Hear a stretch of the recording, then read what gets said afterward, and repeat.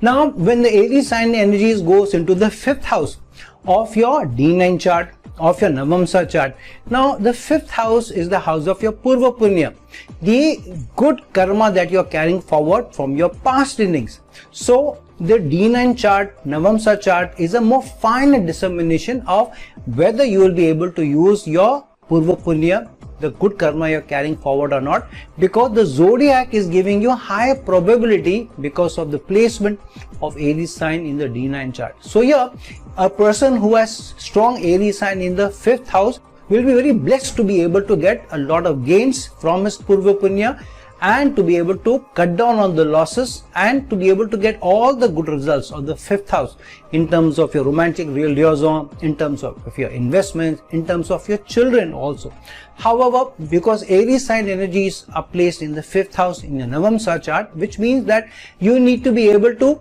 get a lot of results by being more focused and having strong goals towards your investments, and also being courageous in your romance, also being very dynamic when you're connecting to the opposite gender, because here the zodiac is giving you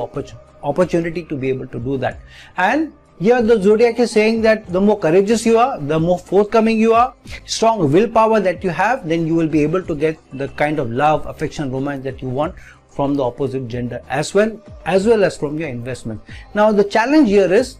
because Aries sign also has the flip sides of being too competitive, too eager, too restless, too short-tempered also. So these results may also influence your romantic relationship.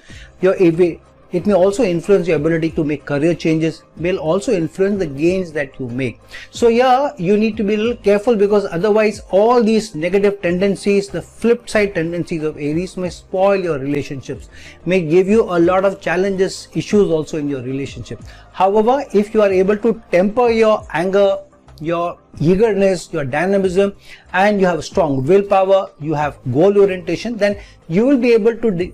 you will also be able to do very well in your relationship, in your career changes, and also in your investments as well. However, this is about your ability to form a relationship, your ability to work with people. Unless you form relationships, unless you form meaningful connections, you will not be able to get the best results out of the Aries sign in the 5th house, even if you are energetic, goal oriented, and competitive also. So the better you are able to form relationships with the dynamism of Aries sign energies in the 5th house, you will be able to get good results, you will be able to make good gains. Now connect the placement of which sign is placed in the 5th house in your D9 chart